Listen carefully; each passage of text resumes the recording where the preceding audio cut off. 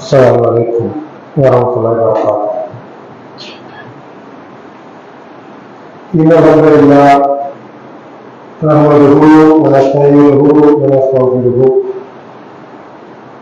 ونعوذ بالله من شرور أنفسنا ومن سيئات أعمالنا. من يهده الله فلا مضل له ومن يضلل فلا هادي له. وأشهد أن لا إله إلا الله وحده لا شريك له وأشهد أن محمدا عبده ورسوله أما بعد فقد قال الله تعالى في القرآن العظيم والفرقان المجيد فأعوذ بالله من الشيطان الرجيم بسم الله الرحمن الرحيم يا أيها الذين آمنوا اتقوا الله حق تقاته ولا تموتن إلا وأنتم مسلمون. يا أيها الناس اتقوا ربكم الذي خلقكم من نفس واحدة وخلق منها زوجها وبث منهما رجالا كثيرا ونساء واتقوا الله الذي تساءلون به والأرحام إن الله كان عليكم رقيبا. يا أيها الذين آمنوا اتقوا الله وقولوا قولا سديدا يصلح لكم أعمالكم ويغفر لكم ذنوبكم ومن يطع الله ورسوله فقد فاز فوزا عظيما. அகில உலகத்தை மறைத்து பரிபாலித்துக் கொண்டிருக்கக்கூடிய எல்லாம் வல்ல அல்லாஹ் ஒருவனுக்கே எல்லா புகழும். அவனுடைய உத்தம சத்திய தூதர் நாம் எல்லாம் உயிருக்கு மேலாக நேசிக்கக்கூடிய பெருமானார் முஹம்மது நபி ஸல்லல்லாஹு அலைஹி வஸல்லம் அவர்கள் மீதும் அவர்களோடு இல்லறத்தை நல்லறமாக வாழ்ந்து காட்டிய மூமின்களின் அன்னையரின் மீதும் சத்திய சஹாபாக்கள் தாகியங்கள் தபு தாகியங்களின் மீதும் இன்னும் இந்த இஸ்லாமிய மார்க்கத்தை தன்னுடைய உயிர் மூச்சாக கொண்டு வாழக்கூடிய ஒவ்வொரு முஸ்லிம்களின் மீதும் எல்லாம் அல்ல ஏக இறைவனுடைய சாந்தியும் சமாதானம் பெருந்தரவு என்றென்றும் நின்று நிலவட்டுமா என்று கூறி என்னுடைய உரையை ஆரம்பிச்சுகிறேன். தன்னிமிக்க அல்லாஹ்வுடைய நல்லடியார்களே, அன்பார்ந்த சகோதர சகோதரிகளே,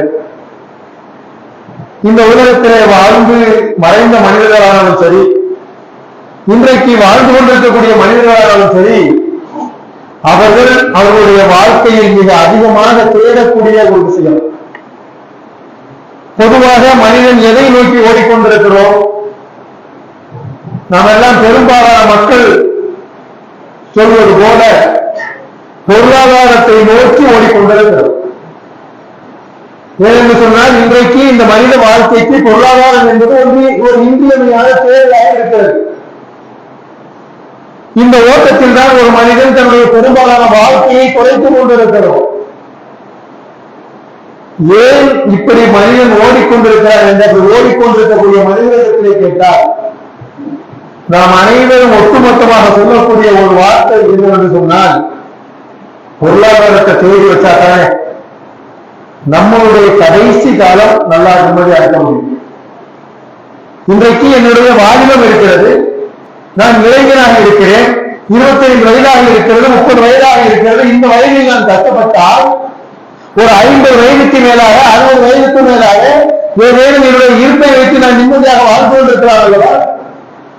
அதே போன்று என்னுடைய மகளை திருமணம் முடித்து கொடுத்து விட்டால் என்னுடைய மகளுடைய வாழ்க்கை நிம்மதியாக இருக்கும் அல்லவா? அதை பார்த்துக் கொண்டிருந்தால் நான் சந்தோஷமாக இருப்பேனே. என்னுடைய மகன் இப்பொழுதுதான் படித்துக் கொண்டிருக்கிறான். அவனை படிக்க வைத்து ஒரு நல்ல வேலைக்கு ஆளாக்கி அவனுடைய வருமானத்திற்கு நான் ஏற்பாடு செய்துவிட்டால் அவனுடைய வாழ்க்கைக்கு அவனுடைய வருமானத்தை சரியான ஒரு நிம்மதியான வாழ்க்கையை அவன் அடைந்து கொள்வான். அதை பார்த்து நான் சந்தோஷப்படுகிறேன். அதன் மூலம் நான் நிம்மதியடைகிறேன். இதே போன்று ஒவ்வொரு விஷயத்திலும் ஒவ்வொரு மனிதர்கள் சொல்லக்கூடிய வார்த்தை என்னுடைய நிம்மதி தேவை, என்னுடைய நிம்மதிக்கான வாழ்க்கைக்காக இந்த இளமை பருவத்தை நான் அதிலேயே கழித்துக் கொண்டிருக்கிறேன். எல்லா மனிதர்களும் சொல்லக்கூடிய. ஆனால் இந்த உலகத்திலே வாழக்கூடிய எந்த ஒரு மனிதராவது தன்னுடைய வாழ்நாளில் முழுக்க நான் நிம்மதியாக வாழ்ந்துவிட்டேன் என்று சொல்ல முடியுமா? முடியவே முடியாது. அதே மாதிரி பாருங்கள், ஒரு மனிதன் பிறந்ததில் இருந்து கஷ்டப்பட்டுக் கொண்டிருக்கிறார். அவன் சொல்வான், நான் பிறந்ததில் இருந்து கஷ்டப்படுகிறேன், என்னுடைய பாட்டனார் காலத்தில் இருந்து கஷ்டம், என்னுடைய பெற்றோர்கள் காலத்தில் கஷ்டம், நானும் கஷ்டப்படுகிறேன் என்று சொல்லக்கூடிய மனிதன், அவன் இடத்திலே நாம் சரியாக விசாரித்து பார்ப்போமே. இவ்வளவு கஷ்டப்படுறேன்னு சொன்னீங்களே, இது உங்களுடைய வாழ்க்கை ஒரு 50 வருஷம் நீங்க கஷ்டப்படுறீங்களா? இந்த 50 வருட வாழ்க்கையில் ஒரு இடத்தில் நீங்கள் நிம்மதியாக இல்லையா என்று சொன்னால் அந்த மனிதன் முழுமையாக நிம்மதியாக இருந்ததை ஒப்புக்கொள்ள மாட்டான். ஆனால் இந்த உலகத்திலே பிறந்த ஒவ்வொரு மனிதர்களும் ஒரு விஷயத்தை சிந்தித்து பார்த்து கடமைப்பட்டிருக்கிறோம். உதாரணமா, இந்த உலகத்தில் எத்தனையோ பெரும் செல்வந்தர்கள் இருக்கிறாங்கல்ல. செல்வந்தர்கள்னா நம்ம ஊர்ல இருக்கிறாங்களே ஒரு சில கோடிகளை வச்சுக்கிட்டு பெருமை அடிக்கக்கூடிய அந்த செல்வந்தர்களை விட்டுங்க. செல்வத்தை கணக்கு பார்க்க முடியாமல், செல்வத்தை கணக்கு பார்ப்பதற்கென்றே ஒரு டிபார்ட்மெண்ட் வச்சு அப்படி செல்வத்தை கணக்கு பார்க்கக்கூடிய உலகமொழி செல்வர்கள் இருக்கிறாங்கல்ல, அவங்களுடைய வாழ்க்கையை பாருங்க.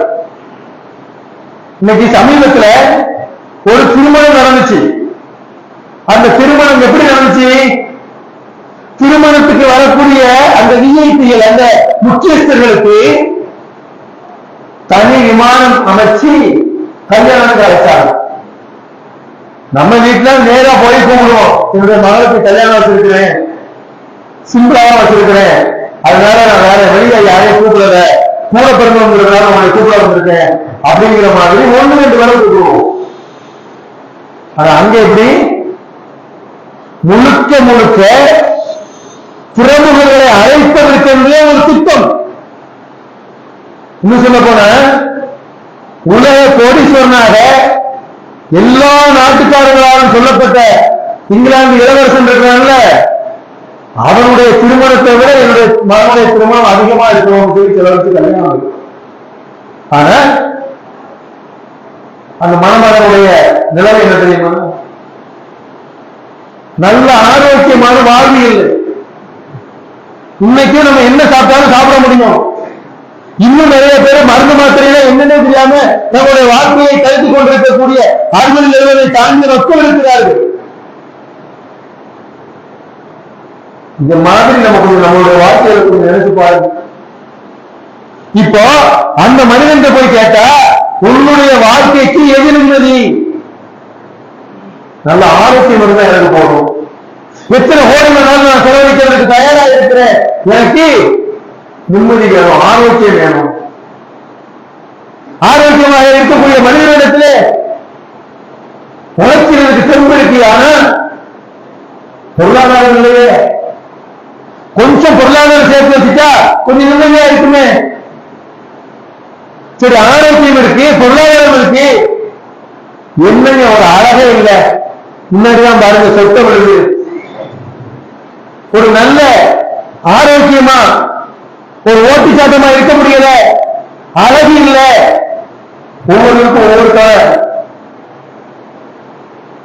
அப்போ மனிதனிடத்திலே சென்று ஒரு மனிதனுக்கு நிம்மதியான வாழ்க்கைக்கு எது என்று சரியாக பார்த்தோமே ஆனால் ஒவ்வொரு மனிதனிடத்திலும் ஒவ்வொரு விதமாக மாற்றம் வரக்கூடும். ஒருவனுக்கு இருக்கிறது ஒருவனுக்கு இருக்காது. அப்போ இதெல்லாம் நிம்மதிக்கான காரணங்கள் இல்லை. 10 விஷயங்கள் இருக்கிறது என்று சொன்னால் இறைவன் 8 சரியாக தந்திருப்பார். இறைவன் 2 சோதனைக்காக தந்திருப்பார். இன்னும் சொல்ல போன அல்லாஹ் திருமறையில சொல்றான், இன்னும் முஸ்லிம்ஸ்டா, இந்த வாழ்க்கை இருக்குல்ல, இந்த வாழ்க்கைங்கிறது சிரமத்தோடு சேர்ந்த சந்தோஷம். இந்த வாழ்க்கைங்கிறது சந்தோஷம் தான், கொஞ்சம் சிரமம் இருக்கும். எப்பவுமே பாருங்க, நம்ம கிட்ட இருக்கக்கூடிய எல்லா விஷயத்தையும் நாம் பார்த்துட்டே இல்லை. நம்ம கிட்ட எது இல்லையோ, எது கொஞ்சமா இருக்கோ அதை பெருசுபடுத்தி நம்ம பார்ப்போம். கோடான ஒரு செல்வங்களை சேர்த்து வச்சுட்டு தனக்கு பிள்ளைகளே என்று மருத்துவமனைகளை நாடக்கூடிய அந்த தம்பதிகளிடத்தில் அவருடைய குறையை கேட்டார். நம்ம எல்லாம் சந்தோஷமா இருக்கும். இப்படி ஒவ்வொரு விதத்திலும் ஒவ்வொரு மனிதனிடத்திலே ஒவ்வொரு பிரச்சனைகள் இருக்கின்றன. அதனால்தான் அல்லாஹ் சொல்றான், உங்களுடைய வாழ்க்கையில் கொஞ்சம் சிரமத்தோட சந்தோஷத்தை கொடுத்திருக்கிறேன். சரி, நம்முடைய வாழ்க்கை இருக்கிறதுல, இந்த வாழ்க்கையில நம்ம சந்தோஷத்தை, ஒரு நிம்மதியை அடைந்து கொள்ள முடியுமா என்று சொன்னால் அதற்கும் அல்லாஹ் வழிவகையை ஏற்படுத்தி இருக்கிறார். அல்லாஹ் சொல்கிறார், வல்லாஹு ஜஅலக்கும் மின் பியூட்டிக்கும் சக்கரன். நீங்கள் நிம்மதி பெறணும்னு நீங்க ஆசைப்படுறீங்கல்ல, அதுக்கு நான் ஒரு வழியை காட்டுறேன் பாருங்க அப்படின்னு சொல்லிட்டு, உங்களுக்கு உங்களுடைய வீடுகளில் நிம்மதியை அல்லாஹ் அமைத்திருக்கிறார். இன்னைக்கு நாம யாரையாவது ஏத்துக்கிறோமா? என்னக்கான நிம்மதி அவருடைய வீட்டில் இருக்கிறவங்க ஏத்துக்கிறோமா? இன்னும் சொல்ல போன ஒவ்வொரு மனிதர்களும் பெரும்பான்மையான மக்களுடைய நிலைமை எப்படி இருக்கிறது? இன்னைக்கு செல்போன் வந்துருச்சு, அதனால வீட்டுக்கு போன தன்னுடைய தேவைகளை முடிச்சுட்டு செல்போனை தடவிக்கிட்டே இருப்பார் மணிக்கணக்கில். வீட்டுல அம்மா இருப்பாங்க, அக்கா இருப்பாரு, மனைவி இருப்பாங்க, மக்கள் இருப்பாங்க, மனைவியுடைய பெற்றோர்கள் இருப்பாங்க, தன்னுடைய சகோதர சகோதரிகள் இருப்பாங்க. எல்லாத்தையும் விட்டுட்டு வீட்டில் உட்கார்ந்து செல்போனை நோண்டிக்கிட்டு இருப்பார். ஆனா சொல்லுவார், எனக்கு நிம்மதி இல்லை வீட்டுல. இது கொஞ்சம் முன்னாடி மனிதனுடைய நிலைமை என்ன? வீட்டுக்கு போனாங்கன்னா வீட்டுக்கு போய் குளிக்கிறாரோ சாப்பிடுறாரோ இல்லையோ, கடை தெருவுக்கு போயிட்டு வர கொஞ்சம் ஃப்ரீயா பேசிட்டு ஃப்ரெண்டுகளை பார்த்து அதே ஒரு நேரம் பேசிக்கிட்டு இருந்தோம்னா கொஞ்சம் ரிலாக்ஸா இருக்கும், மனசு ஒரு நிம்மதியா இருக்குல்ல. அல்லாஹ் சொல்கிறான், உனக்கான நிம்மதியை உன்னுடைய வீட்டில் நான் பங்கேற்கிறேன் என்று. ஆனால் இந்த மனிதன் தேடுகிறான் கடைத்தெருவில் சென்று. கடைத்தெருவை பற்றி அல்லாஹ்வுடைய தூதர் சொன்னார்கள், இந்த உலகத்திலே இருக்கக்கூடிய இடங்கள்ல மனிதனுக்கு மன அமைதியை தரக்கூடிய ஒரு இடம் இருக்கிறது என்று சொன்னால் அது பள்ளிவாசல். பள்ளிவாசலோடு எல்லாரும் தொடர்பு வைத்துக் கொள்ள வேண்டும், இது எல்லாருக்கும் தெரியும். ஆனால் கடைத்தெருவை பற்றி சொல்லும் பொழுது இருக்கக்கூடிய இடங்களிலேயே அல்லாஹ்வுக்கு வெறுக்கத்தக்க ஒரு இடம் கடைத்தெரு என்று சொன்னார். அதனால அல்லாஹ்வுடைய வெறுப்புக்குரிய அந்த கடைத்தெருவுக்கு போக இருக்க முடியுமா? ஏன்னா நம்முடைய தொழில் அங்கதான் இருக்கு, நம்முடைய தேவைகளுக்கான பொருளாதாரம் அங்கதான் வாங்க வேண்டி இருக்கு. இது மாதிரி ஏகப்பட்ட தேவைகள் இருக்கக்கூடிய அந்த கடைத்தெருவுக்கு போகாமல் இருக்க முடியாது. அதே சமயம் அது வெறுப்புக்குரிய இடம், அதனால போனமா வந்தமா நம்ம அங்கதான் போய் டைம் பாஸ் பண்றதுக்கு போவோம். அதே மாதிரி வீடுகள்ல நாம மனைவி மக்கள்கிட்ட எத்தனை பேர் நம்ம நிம்மதியா சந்தோஷமா பேசிக்கிட்டு இருக்கோம்? உடனே சொல்லுவார், வீட்டுக்கு போய் அந்த அம்மாட்ட பேச்சு கொடுத்தா அந்த வரைக்கும் நான் நிம்மதியா இருந்தேன், பேச்சு கொடுத்துட்டேன், அதுக்கப்புறம் ஏதாவது ஒண்ணு சொல்லுவாங்க, நான் ஏதாவது சொல்ல வேண்டியிருக்கும், கடைசியில அந்த கொஞ்ச நேரம் இருக்கக்கூடிய அந்த நிம்மதியை கூட நாம இழக்க வேண்டிய நிலைமை வந்துடும். அதே மாதிரி அந்த அம்மா சொல்லுவாங்க, அவர் வீட்டை விட்டு வெளியில போயிட்டாருன்னா அதுக்கு பிறகுதான் வீட்டுக்குள்ள கொஞ்சம் நிம்மதி அமைதியா இருக்கும்.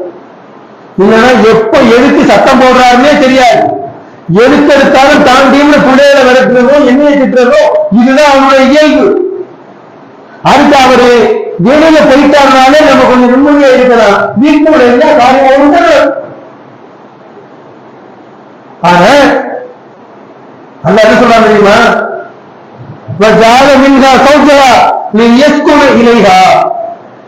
உங்களுடைய துணைவியை நீ அந்த பெண்களிடத்தில் நீங்கள் அமைதி பெற வேண்டும் என்பதற்காக, நீங்கள் மன நிம்மதி அடைய வேண்டும் என்பதற்காக உங்களுடைய துணைவியை உங்களிலிருந்து அல்லாஹ் ஏற்படுத்தி இருக்கிறார். துணைவி நாம் அப்படித்தான் வச்சிருக்கிறோம். அது ஆணாக இருந்தாலும் பெண்ணாக இருந்தாலும் சரி. துணைவியை நாம் இப்படித்தான் நடத்த வேண்டுமா? கணவரை இப்படித்தான் நாம் நடத்த வேண்டுமா? எப்படி நடத்த வேண்டும் என்பதை நாம் அறிந்தால் வைத்திருக்கிறோமா? ஆனால் அனைத்து துறைகளிலும் நாம் முன்மாதிரியாக கொள்ளக்கூடிய நம்முடைய தூதர், நம்முடைய தலைவர் முகமது நபி ஸல்லல்லாஹு அலைஹி வஸல்லம் அவர்கள் அவருடைய மனைவிமார்களோடு எப்படி குடும்பம் நடத்தினார்கள்.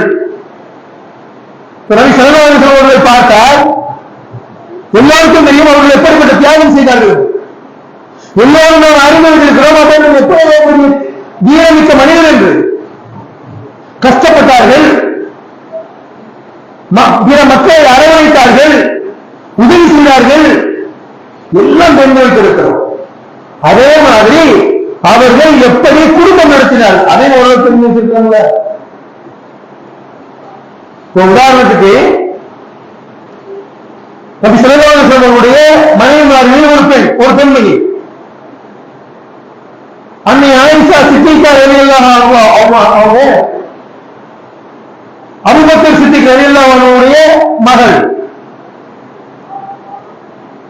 அவர்கள் தன்னுடைய கணவரை பற்றி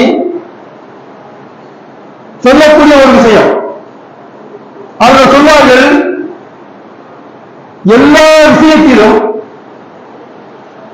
நான் மற்ற மனைவிமார்களை விட சிறந்த மனைவியாக இருக்க வேண்டும் என்று நான் ஆசைப்படுகிறேன்.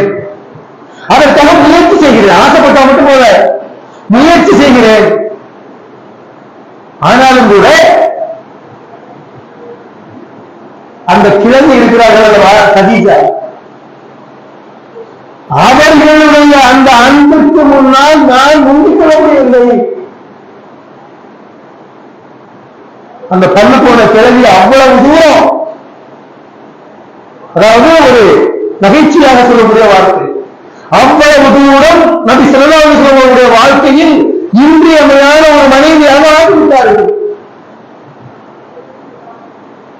அவ்வளவு தூரம் அவர்கள் கணவன் மனைவி மத்தியில் அவ்வளவு அன்பு. இன்னும் சொல்ல போனால் ஒரு மனிதனுக்கு யார் மேல ரொம்ப ஆசை வரும், ஒரு பாசம் ஏற்படும். நமக்கு பிடித்த மனைவியிடத்திலே பாசம் ஏற்படும். பிடிச்சதுக்கு நம்ம இலக்கணம் வச்சிருக்கிற இலக்கணம் என்ன? இப்ப நம்ம எல்லாரும் ஒரு மனைவியோடு இருக்கிறோம்.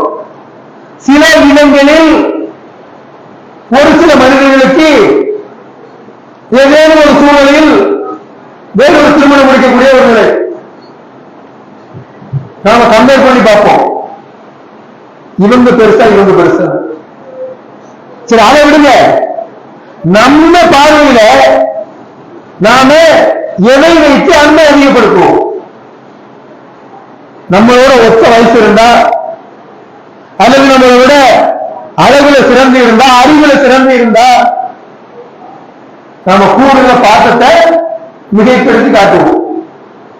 ஆனால் நபி ஸல்லல்லாஹு அலைஹி வஸல்லம் அவர்களுக்கும் அவருடைய துணைவியாருக்கும் 15 வயதுகள் மூத்த பெண்மணி அன்னை கதீஜா அவர்கள். அவரிடத்திலே அவ்வளவு அந்யோன்யம் காட்டினார். காரணம் என்ன? அவர்கள் ஒருவருக்கு ஒருவர் காட்டிக்கொண்ட அந்த அன்பு. இன்னும் சொல்ல போனார், நபி ஸல்லல்லாஹு அலைஹி வஸல்லம் அவர்கள் சொன்னார்கள், நீங்கள் மனிதனிடத்திலே சிறந்தவர்களாக இருக்க வேண்டும் என்று சொன்னார். எல்லோரும் அதுக்கு ஆசைப்படுறோமா இல்லையா? இவ்வளவு கஷ்டப்படுறோமே, பொருளாதாரத்தை சேர்க்கிறோமே, நகை கட்டிகளை வாங்கி குவிக்கிறோமே, வீடுகளை கட்டி பெருசு பெருசாக கட்டி வைக்கிறோமே, இதெல்லாம் ஏன்? நம்ம குடும்பத்தில் நம்மள நல்லவன்னு சொல்லணும், நல்ல கணவன் என்று சொல்ல வேண்டும், நல்ல தந்தை என்று சொல்ல வேண்டும். இதற்காக நாம் கஷ்டப்படுவோம். ஆனால் எந்த மனைவியும் தன்னுடைய கணவனை மிகச்சிறந்தவர் என்று சொல்ல முடியுமா? சொல்லி இருக்கிறார்களா? சொல்லுவாங்க, என் வீட்டுக்காரர் நல்லவர் தான், ஆனா என்ன காரணம் இல்ல, அந்த ஒரு அந்த முன்போகம் இருக்குல்ல, அந்த முன்போகம் அது மட்டும் லேசா எப்ப எதுக்கு கோவப்படுவாருன்னே தெரியாது. சில நேரங்கள் அப்படி இப்படி ஏதாவது ஒரு குறை சொல்லி விடுவார். அதே மாதிரி மனைவியும் கணவன் குறை சொல்லி விடுவார். ஆனால் அது செல்லாத என்ன சொன்னார்கள் தெரியுமா? நீங்கள் மனித சமுதாயத்தில் சிறந்தவராக இருக்க வேண்டும் என்று சொன்னால் உங்களுடைய மனைவியிடத்திலே நீங்கள் சிறந்தவர்கள் அந்த பட்டத்தை வாங்க முடியும், வாங்க வேண்டும். ஒரு பெரிய பல்கலைக்கழகத்தில் யூனிவர்சிட்டியில போய் ஒரு டாக்டரேட் பட்டம் வாங்கிடலாமே, அதற்கான உழைப்பு இருந்தா, முயற்சி இருந்தா, பணம் இருந்தா டாக்டரேட் கிடைச்சிருது.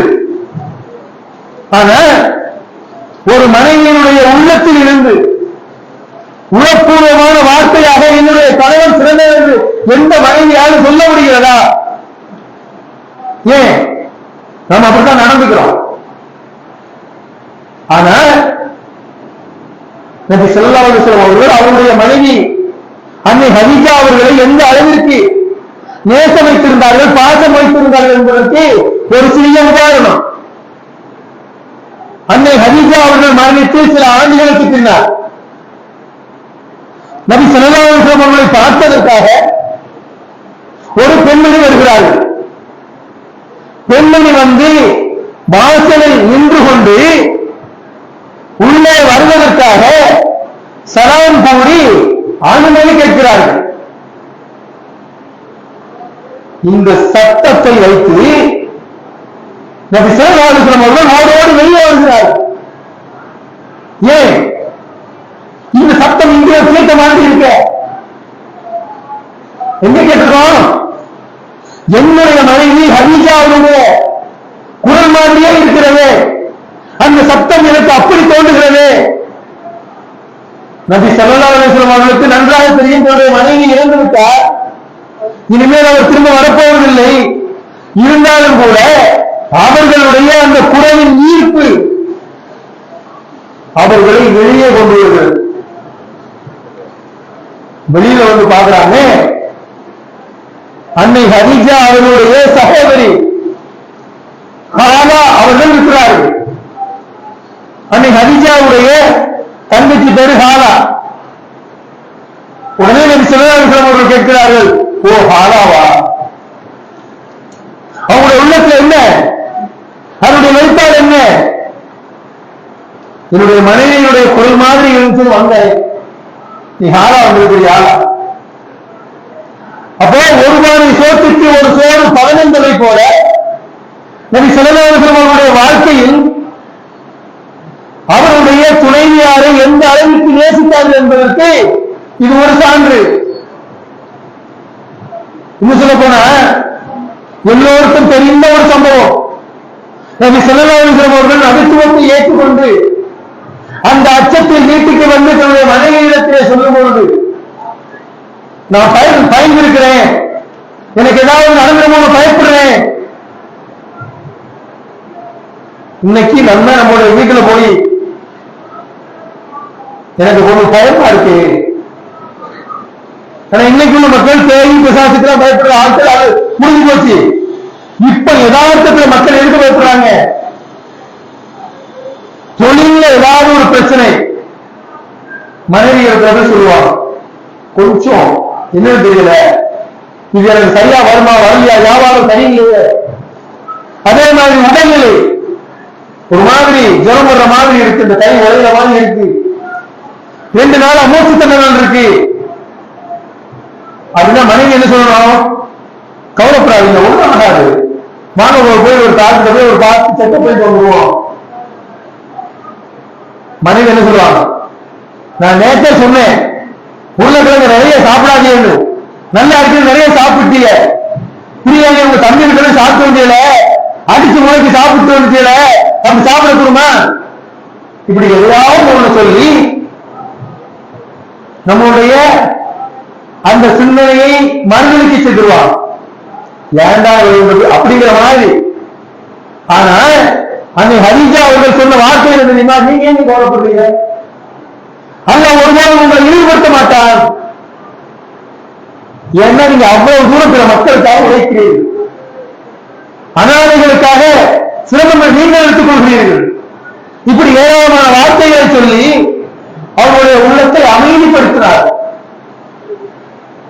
சாதாரணமா இப்படி ஒரு நிகழ்வு நடந்துட்டா ஒட்டுமொத்த குடும்பமே பதவி போயிடும். ஆனா இவங்க அதற்கான மருத்துவத்திலே அழைத்து சென்றார்கள். வேத நூலுடைய விற்பனராக இருந்த நோபல் அவர்களிடத்தில் அழைத்து சென்று இவருக்கு என்ன பிரச்சனை கேட்டு ஆறுதல் படுத்தினார். இதே மாதிரி ஒவ்வொரு விஷயத்திலும் நாம செய்யணுமா? இது நம்ம சிலவர்களுடைய ஒரு குணாதிசயம் அமைச்சுக்கோமே. இது ஹதீஸா ரலியல்லாஹு அன்ஹு அவர்களுடைய தொடர்போடு உள்ள பழக்க வழக்கம். சரி, மற்ற வகையினரோடு எப்படி இருந்தாங்க? நம்ம எல்லாம் வீட்டை விட்டு எங்கேயாவது வெளியே போனோம்னு வச்சுக்கோங்க, என்னங்க 2 நாள் லீவு போட்டு எங்க போறீங்க? ஃப்ரெண்ட்ஸ் எல்லாம் டூர் போட்டுருக்காங்க, அங்க தண்ணி வருதான், போய் நல்லா குளிச்சுட்டு சமையல் பண்ணி சாப்பிட்டுட்டு நைட்டு தான் வருவோம். இல்லைன்னா நைட்டு அங்க தங்கிட்டு நாளைக்கு தான் வருவோம், நீ பிள்ளைகளை பார்த்துக்கோ. இப்படி சுற்றி தெரியக்கூடிய எத்தனையோ ஆண்மன்களை பார்க்கிறோம்.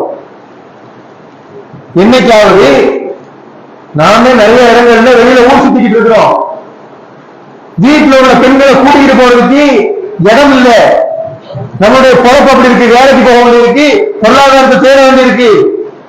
வாய்ப்பு கிடைக்கும் போது சும்மா தென்காசிக்கு போகும்போது, இந்த திருநெல்வேலிக்கு போகும்போது அப்படியே கூட கூட்டிகிட்டு போயிட்டு அப்படியே வரணும். யாராவது நினைச்சு பார்த்தோமா?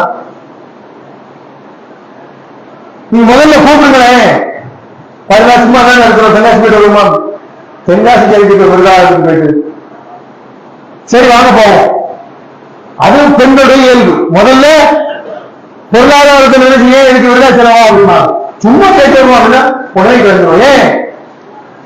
கணவனோடு வெளியே செல்வதில் அவ்வளவு ஆர்வமாக இருக்கக்கூடிய பெண்கள் தான் இந்த உலகத்தில் உள்ள அனைத்து பெண்கள். இதுல நபி ஸல்லல்லாஹு அலைஹி வஸல்லம் அவருடைய மனைவிமார்கள் மட்டும் இந்த அறிஞரக்கா? நபி ஸல்லல்லாஹு அலைஹி வஸல்லம் அவர்கள்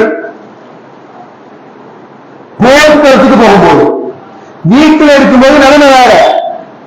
நபி ஸல்லல்லாஹு அலைஹி வஸல்லம் அவங்க பெரும்பாலும் எங்கேயும் வெளியூருக்கு போகலன்னா அவங்க எங்க இருப்பாங்க? பள்ளிவாசலில் அமர்ந்திருப்பார்கள்.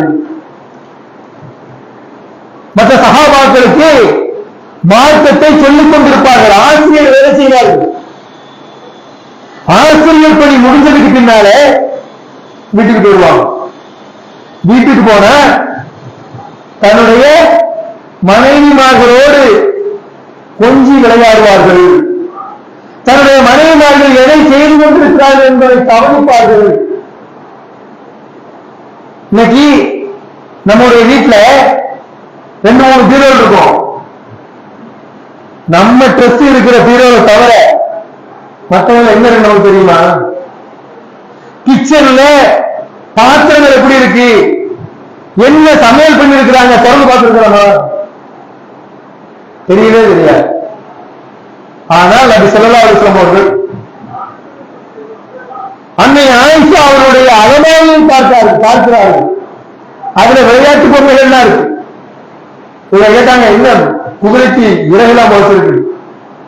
அந்த அளவிற்கு ஒரு மனைவியோடு அந்யோன்யமாக சிநேகமாக ஒருவர் கண்காணிப்பு மனப்பான்மையோடு இருந்தார். அதிலும் குறிப்பாக அன்னை ஆயிஷா அவர்கள் சொல்கிறார்கள், நபி ஸல்லல்லாஹு அலைஹி வஸல்லம் அவர்கள் இரவு தொழுகையில் நின்று வணங்குவார்கள். அப்படி நின்று வணங்கும் போது முதல்ல கொஞ்சம் தொழுவாங்க. அந்த தொழுகைக்கு மத்தியில கொஞ்சம் கேப் விட்டு உட்காருவாங்க. அப்படி உட்கார்ந்து இருக்கும் பொழுது நான் தூங்காமல் முழித்துக் கொண்டிருந்தேன். ஆனால் என்னோடு கொஞ்சம் அந்யோன்யமா பேசிக்கிட்டு இருப்பாங்க. நம்ம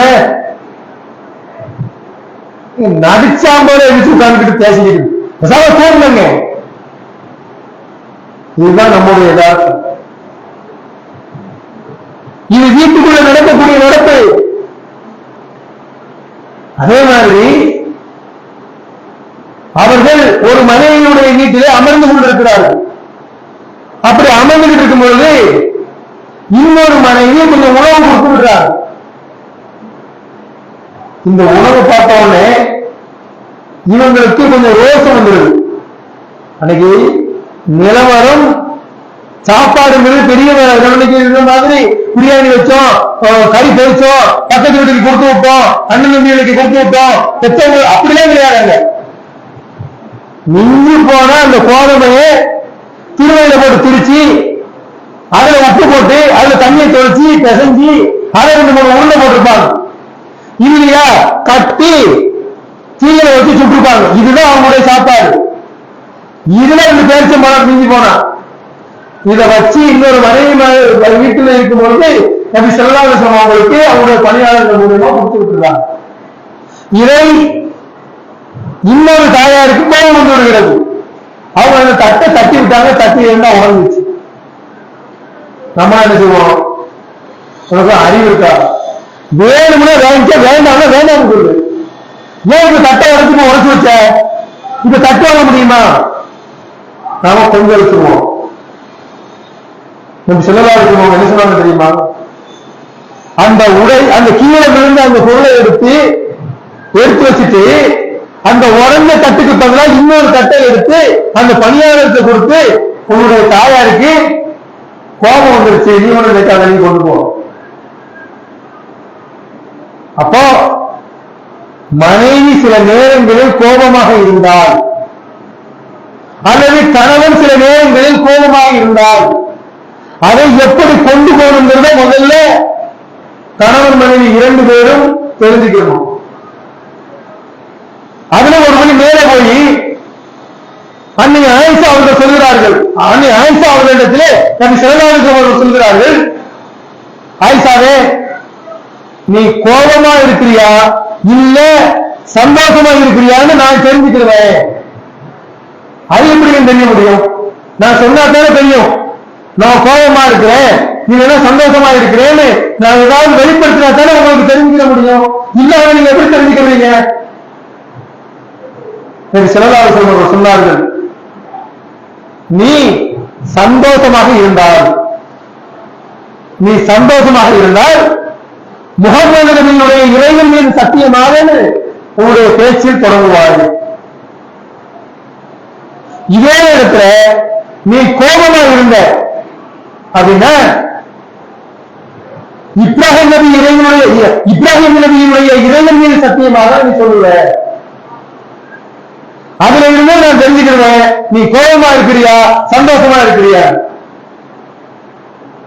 அதுக்கு அன்னை ஆயிஷா அவர்கள் சொன்னார்கள், யார சொல்லுங்க, என்னால் உங்களிடத்திலே கோபம் கொள்ளவே முடியாது. ஏன்? நான் உங்கள் மீது கோபப்படுவதில்ல, உங்களுடைய பெயர் மீது மட்டும்தான். பெயரை சொல்லாம இருக்க, அதுதான் என்னுடைய கோபம். ஆனா நாம் இன்னைக்கு கணவனுக்கும் மனைவிக்கும் சிறியதாக ஒரு பிரச்சனை ஏற்பட்டு விட்டால் 10 வருஷத்துக்கு முன்னாடி நடந்த சம்பவத்தை ஞாபகப்படுத்தி பேசுவோம். நீங்க என்ன இப்ப மட்டுமா? ஒரு 10 வருஷத்துக்கு முன்னாடி உங்க அம்மா முன்னாடி நீ இப்படித்தானே சொன்னீங்க. உங்க அம்மா சொல்லும் போது பார்த்துக்கிட்டு இருந்தீங்க. உங்க தம்பி கொண்டாட்டி உங்க தங்கச்சி இவங்க எல்லாம் பேசும்போது நீங்க கேட்டுக்கிட்டு தானே இருந்தீங்க. எனக்கா சப்போர்ட் பண்ணி பேசிய? இப்ப மட்டும் நீங்க எனக்கா சப்போர்ட் பண்ணிட போறீங்க? இப்படி பேசக்கூடிய பெண்கள். அதே மாதிரி நான் உங்க வீட்டுக்கு வந்தேன், உன் கூட பிறந்த நீ மதிச்சானா மானு கேட்டானா? ஆனா எங்கேயோ வாத்திட்டு உட்கார்ந்துருந்தான், அதை கவனப்படுறதா கூட இருந்திருக்கான். உங்க அத்தா பானு கேட்டாரு, அது மட்டும்தான். அதுக்கப்புறம் என்ன கூட பாக்கல. இப்படி 10-20 வருஷத்துக்கு முன்னாடி உள்ள சம்பவத்தை இன்னைக்கு எடுத்து பேசுவோம். ஏன்? சண்டையை வளர்க்கணும்ல. ஆனால் ஒரு ஆணும் பெண்ணும் அவர்களுக்கான நிம்மதியை தேடக்கூடிய இடமாக வீட்டை ஏற்படுத்திக் கொள்ள வேண்டும்.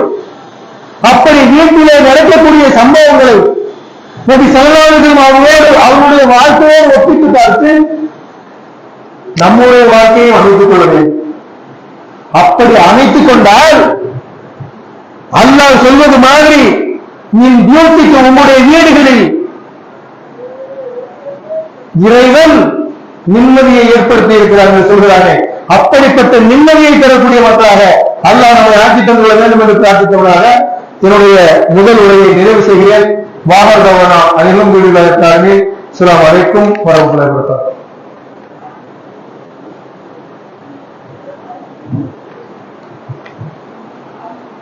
அஸ்ஸலாமு அலைக்கும் வரஹ்மத்துல்லாஹி வபரகாத்துஹு. கண்ணியமிக்க அல்லாஹ்வுடைய நல்லடியார்களே, அன்பார்ந்த சகோதர சகோதரிகள், அல்லாஹ் தன்னுடைய திருமறைகளை சொல்லும் பொழுது வல்லதீன யகூலுன ரப்பனா ஹப்லனா மின் அஸ்வாஜினா வ ஸுர்ரியாத்தினா குர்ரத அயூனின், இந்த மனிதர்களை பார்த்து இறைவன் புறத்திலே அல்லாஹ் பிரார்த்திக்க சொல்கிறார். பிரார்த்தனை எப்படி இருக்க வேண்டும்? எங்களுடைய இறைவா, எங்களுடைய வாழ்க்கை துறையிலிருந்தும் எங்களுடைய பிள்ளைகளிலிருந்தும் நீ எங்களுக்கு கண்குளிர்ச்சியை ஏற்படுத்துவாயாக. இப்படி நாம எத்தனை பேர் எத்தனை நேரங்களில் கேட்டிருக்கிறோம். நமக்கு பொருளாதாரம் வேண்டும், இறைவன் புறத்திலே கையேந்துகிறோம். நமக்கு நல்ல பிள்ளைகள் வேண்டும், இறைவன் புறத்திலே கையேந்துகிறோம். நல்ல மனைவி வேண்டும், இறைவன் புறத்திலே கையேந்தத்தான் வேண்டும். நல்ல கணவன் வேண்டும், இறைவன் புறத்தில் தான் கேட்க வேண்டும். ஆனால் கேட்பது கிடைத்திருக்கிறது. கிடைத்ததை கொண்டு நாம் திருப்தி அடைய கேட்டோமா? எல்லாம் கிடைச்சிருச்சு, ஏன்னா பொருளாதாரம் இருக்கு, அந்த பொருளாதாரத்தை எனக்கான பயனுள்ள பொருளாதாரமாக ஆட்சி கேட்டோமா? என்னுடைய மனைவியும் பிள்ளைகளும் எனக்கு சந்தோஷத்தை கொடுக்கக்கூடியவர்களாக, என்னுடைய கண்டுபிடிச்சியை கொடுக்கக்கூடியவர்களாக அவர்களை எனக்கு ஆட்சித்தா என்று நாம் கேட்டோமா? அல்லாஹ் அப்படி கேட்க சொல்கிறார். அப்படி கேட்டால்தான் உனக்கான நிம்மதி இந்த உலகத்திலே கிடைக்கும் என்று நமக்கு அல்லாஹ் எச்சரிக்கிறார். ஒரு ஆலோசனையை சொல்கிறார். அப்படி சொல்லிவிட்டு கடைசியாக அல்லாஹ் சொல்கிறான், இதுகுலுஹா பி ஸலாம் ஸாலிக யௌமுல் குலூத், நாளை மறுமையிலே ஒன்று கூடி இருக்கக்கூடிய அந்த நாளிலே அல்லாஹ் நம்மை பார்த்து சொல்வான், நிம்மதியுடன் இந்த வீட்டிலே நீங்கள் நுழையுங்கள், இதுதான் உங்களுக்கான நிரந்தரமான வீடு. எது? நாளை மறுமையிலே அல்லாஹ் நமக்காக தயார்படுத்தி வைத்திருக்கக்கூடிய அந்த சொர்க்கம் என்ற அந்த வீடு, அதுதான் ஒரு மனிதனுக்கான முழுமையான நிம்மதியை தரக்கூடிய வீடு. அந்த வீட்டிலே நீங்கள் நுழையுங்கள், சந்தோஷமாக நிம்மதியாக நுழையுங்கள் என்று நமக்கு அல்லாஹ் அறிவுரை சொல்கிறார். அப்படி செய்வதற்கு இந்த உலகத்திலே இருக்கக்கூடிய இறைவனுடைய கட்டளைகளை பின்பற்றி நடந்தால், இந்த உலகத்திலே இருக்கக்கூடிய நிம்மதியான வாழ்க்கையை நாம் பின்பற்றி நடந்தால், இந்த உலகத்திலும் அல்லாஹ் கொடுக்கக்கூடிய நிம்மதியை நாம் பெற்றுக்கொள்ள முடியும்.